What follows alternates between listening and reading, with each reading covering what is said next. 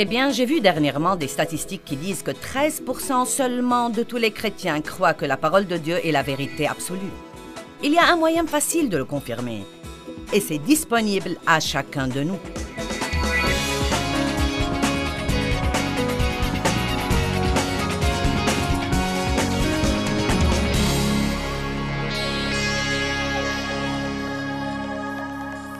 Eh bien, je fais en ce moment une série sur les attitudes religieuses pour essayer d'étudier le portrait d'une personne religieuse ou légaliste.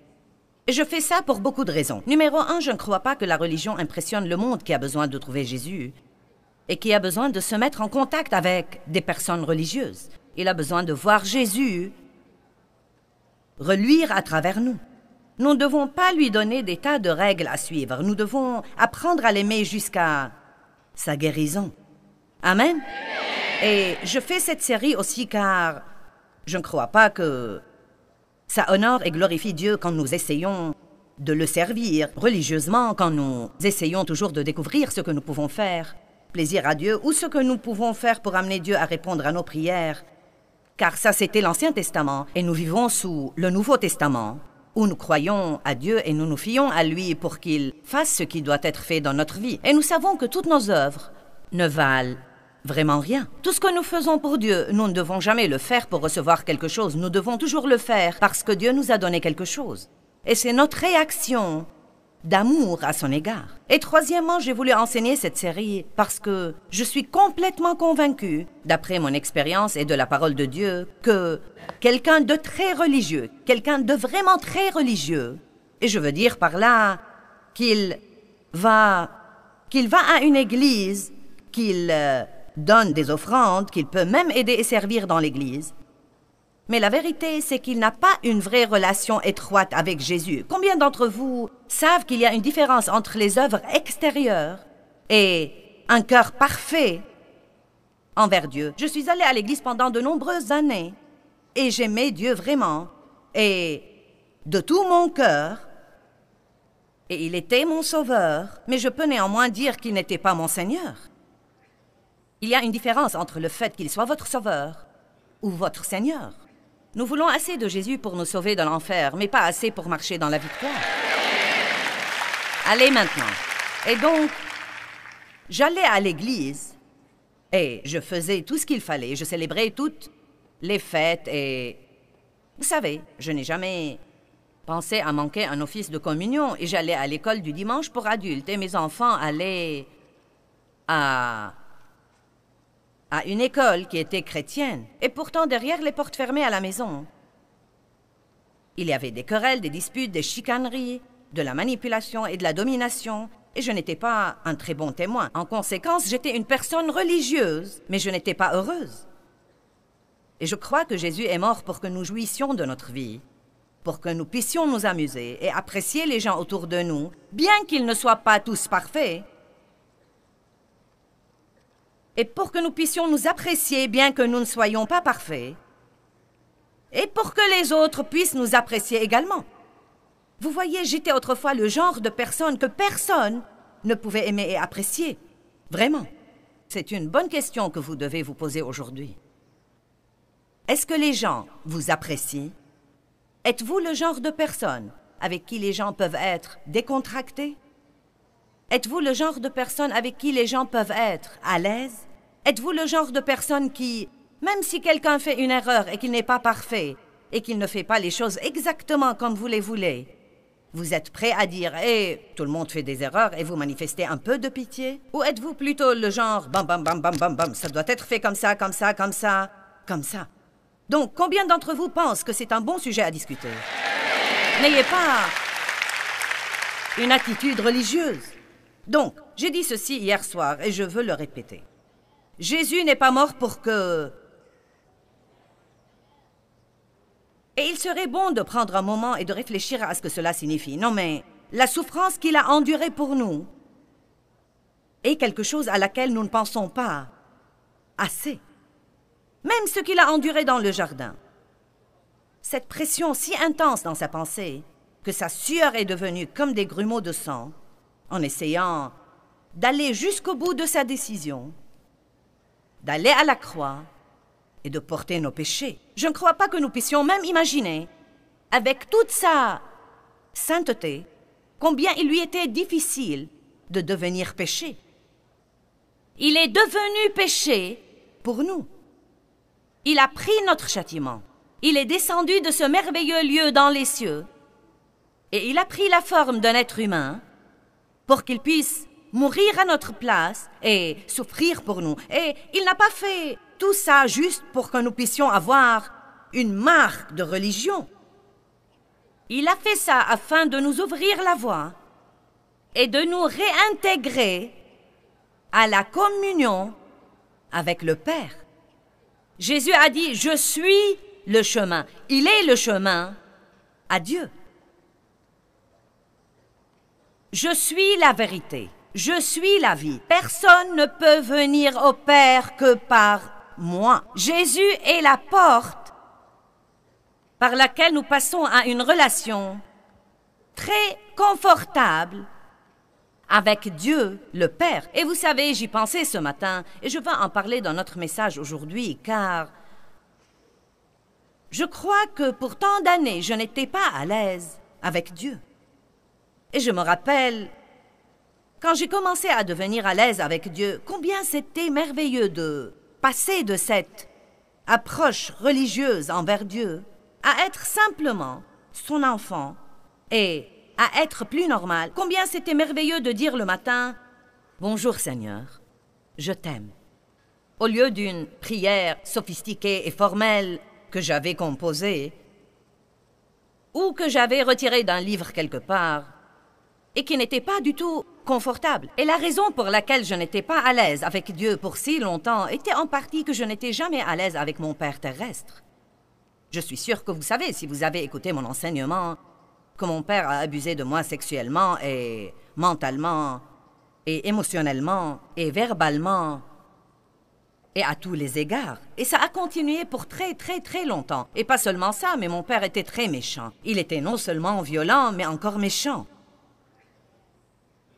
Très difficile à vivre et très légaliste. Et on ne savait jamais ce qui allait l'hériter. On pouvait faire quelque chose un jour et tout allait bien. Et si on faisait la même chose le lendemain, il se fâchait. Par conséquent, je n'étais jamais à l'aise. Je ne pouvais jamais me détendre. J'étais toujours énervée. Je me demandais toujours si je faisais tout comme il faut. Et s'il était de mauvaise humeur, je faisais tout mon possible pour arriver à comprendre ce que j'ai fait de mauvais, cette fois, pour le faire exploser. Et après avoir vécu de cette façon pendant 18 ans, il m'a fallu au moins 25 ans pour le surmonter. J'ai dû demeurer dans la parole de Dieu et avoir beaucoup de révélations et avoir beaucoup d'amour divin pour me rétablir. Mais c'est tellement merveilleux maintenant d'être à l'aise avec Dieu. Et je veux que vous arriviez aujourd'hui au point où vous pouvez comprendre que Dieu veut que vous soyez à l'aise avec lui. Il ne veut pas que vous essayiez de prier et que vous ayez peur ou que vous essayiez d'être si formel. Vous savez, et que vous trébuchiez sur vos mots tout en essayant d'être vraiment très éloquent. La Bible dit, en priant, nous ne devons pas multiplier de vaines paroles et répéter les expressions à n'en plus finir. Nous devons communier. La signification principale du mot communion est la conversation et la communication. Jésus n'est pas mort pour que vous puissiez avoir une religion. Il n'est pas mort pour que vous puissiez avoir une autre marque de misère avec une étiquette chrétienne. Nous n'avons pas renoncé à être des pécheurs malheureux pour pouvoir être des chrétiens malheureux. Allez! Il est mort pour que nous puissions être rétablis à une communion merveilleuse, confortable avec le Père, pour que nous soyons réintégrés à l'amour inconditionnel et à l'acceptation de Dieu, et pour que nous jouissions de nos vies, pour que nous jouissions de nous-mêmes, de Dieu, de notre famille, du monde autour de nous, du travail que Dieu nous donne à faire. Jésus a dit, le voleur ne vient que pour voler, tuer et détruire. Mais moi, je suis venu Alléluia. Il est venu. Mais moi, je suis venu pour que vous puissiez avoir une vie et jouir de votre vie. Et cela ne veut pas dire vivre en vacances. Vous savez, je crois que beaucoup de fois, quand nous pensons à jouir de la vie, nous pensons, vous savez, aux vacances ou à obtenir un nouveau jouet ou quoi que ce soit d'autre. Ce dont je parle est d'avoir la grâce de Dieu dans nos vies pour pouvoir jouir de la vie ordinaire de tous les jours et de la célébrer. De célébrer le fait de se lever et d'aller se coucher et de conduire dans le trafic et de nettoyer la maison et de trouver Dieu au milieu de tout cela et de savoir que c'est lui qui rend l'ordinaire tellement spécial, que la vie ordinaire de tous les jours ne nous ennuie pas parce que nous avons quelque chose de spécial qui se produit tous les jours de notre vie, dans notre merveilleuse relation avec Dieu. Il y a une expression très populaire aujourd'hui qui dit « Quelle est votre religion ?» Si vous remplissez votre fiche d'hôpital, on vous demande « Quelle est votre religion ?» Les gens disent toujours « Quelle est votre religion ?» Et je n'aime pas cette expression.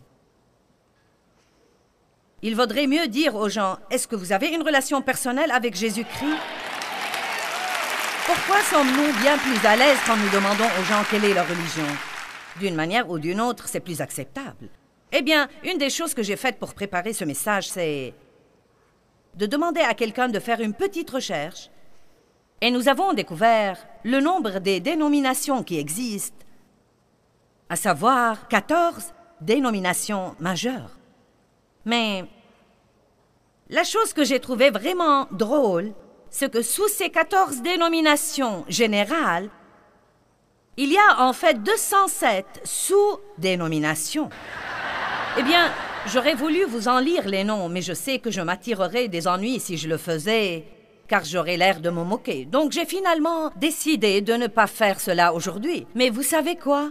C'est vraiment incroyable. Et tout ce que cela veut vraiment dire, c'est que les gens ne peuvent pas se mettre d'accord. Et donc, quand assez de personnes ne se mettent pas d'accord pour longtemps, quelqu'un décide de démarrer quelque chose de nouveau qui regroupe toutes les personnes qui pensent comme lui. Et puis, il ne se passe pas tellement de temps, et quelques-uns d'entre ceux-ci décident qu'ils ne pensent plus comme tous les autres. Et si cela continue assez longtemps, ils démarrent un autre groupe qui va maintenant regrouper les gens qui pensent comme eux. Comment pourrons-nous même penser ou imaginer que nous allons être vraiment capables d'être des témoins pour le monde si nous ne pouvons même pas nous entendre dans l'Église?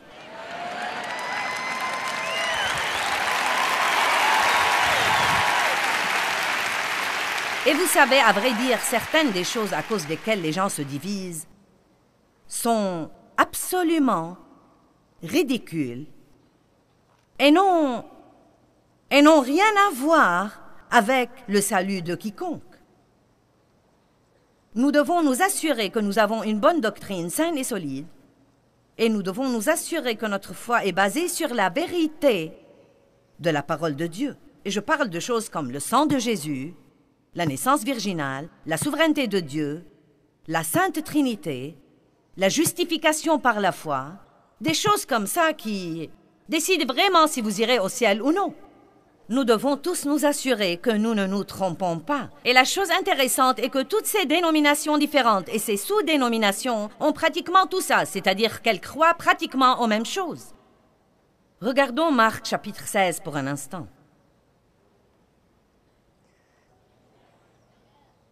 Verset 15. Et Jésus leur dit, « Allez par le monde entier et prêchez l'Évangile à toute la créature. » Nous appelons ceci la grande mission. Celui qui croira en moi et me fera confiance et sera baptisé sera sauvé. Celui qui ne croira pas sera condamné. Et il ne passe pas maintenant à un autre sujet, il continue le même sujet. Donc si nous croyons les versets 15 et 16, je ne sais pas ce qui nous fait croire que nous pouvons supprimer les versets 17 et 18. C'est là que j'ai un problème avec certaines de ces doctrines. Et voici les signes qui accompagneront ceux qui y auront cru. En mon nom, ils chasseront les démons. Ils parleront de nouvelles langues. Ils prendront des serpents, et cela ne veut pas dire qu'ils joueront avec les serpents, cela veut dire qu'ils auront une autorité sur le diable. Ils prendront des serpents, et s'ils boivent quelque chose de mortel, cela ne leur fera aucun mal. Ils imposeront les mains aux malades, et ceux-ci seront guéris.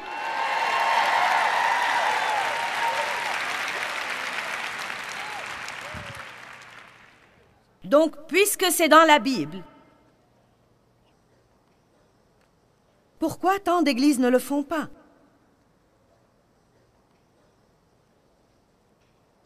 Eh bien, nous ne sommes que des gens, vous savez. Je suis heureuse que Dieu savait ce qu'il avait quand il nous a eus. Mais nous nous mettons des trucs dans la tête, bon sang. Et si nous ne pouvons pas les retirer et apprendre la vérité, nous faisons beaucoup de tapage là-dessus. C'est facile de rejeter tout ce que nous ne comprenons pas. Vous savez, je dois vous dire quelque chose de très important. Je ne suis contre aucune dénomination particulière qui enseigne la vérité de la parole, surtout en ce qui concerne les choses fondamentales qui sont très importantes pour votre salut. Si je parle en langue et que vous ne parlez pas, nous pouvons toujours être des amis et je n'y vois pas d'inconvénient. Si je crois à la guérison et vous non, ça ne me dérange pas. Peut-être que vous changerez d'avis si vous tombez malade et vous me demanderez de prier pour vous. C'est étonnant ce que les gens n'y croient pas jusqu'à être désespérés. Je vais vous dire une chose. Quand j'étais assez désespérée dans ma vie en 1976, avec mon expérience religieuse avec Dieu, j'ai crié à Dieu pour qu'il fasse quelque chose dans ma vie. Et en ce moment particulier, je me fichais pas mal si c'était baptiste, luthérien, catholique ou méthodiste. J'étais vraiment désespérée et j'avais besoin de la main de Dieu. J'en avais besoin. Je roulais sur le plancher, je criais, je dirigerais l'église. Je ferais n'importe quoi pour avoir un peu de paix et un peu de joie dans ma vie. Et peut-être que certains d'entre vous ne sont pas encore assez désespérés et qu'ils sont toujours trop occupés à protéger leur réputation.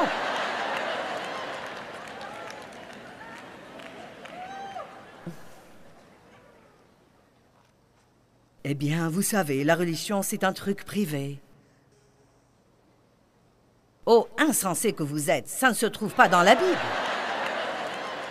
Toute personne qui a vraiment rencontré Jésus a hâte d'en parler à quelqu'un d'autre.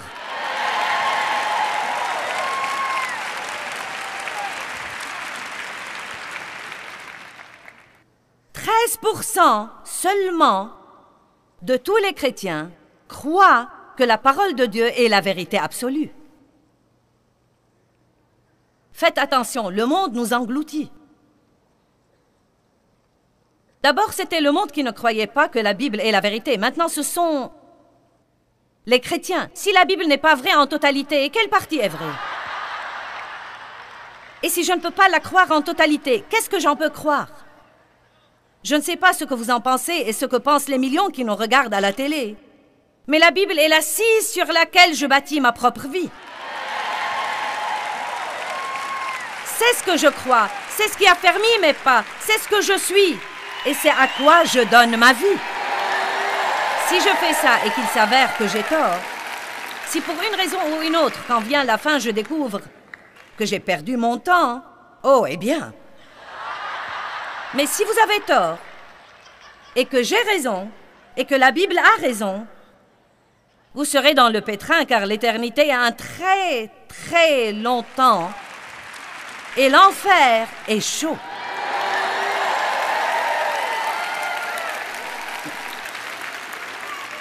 Et je peux vous dire pourquoi les gens ne veulent pas croire que la Bible est la vérité absolue. Cela se voit comme le nez au milieu de la figure. Ils ne veulent pas le croire. C'est la même raison pour laquelle nous avons toutes les dénominations et les sous-dénominations et les sous-sous-dénominations. Parce que quelqu'un ne veut pas obéir à une certaine partie ou qu'il n'a pas expérimenté une certaine partie. Il décide donc de l'éliminer ou d'y ajouter. Et il y a un avertissement là-dedans qui dit qu'il ne faut pas retrancher ou ajouter à la parole de Dieu.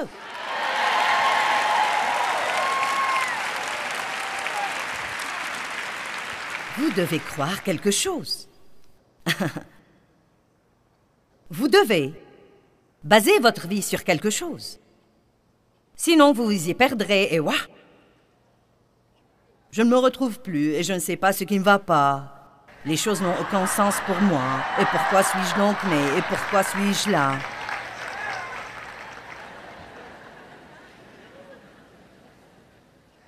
Les gens aiment aussi discuter de la prospérité et si Dieu veut que nous ayons la prospérité ou pas. Et vous savez, Jésus dit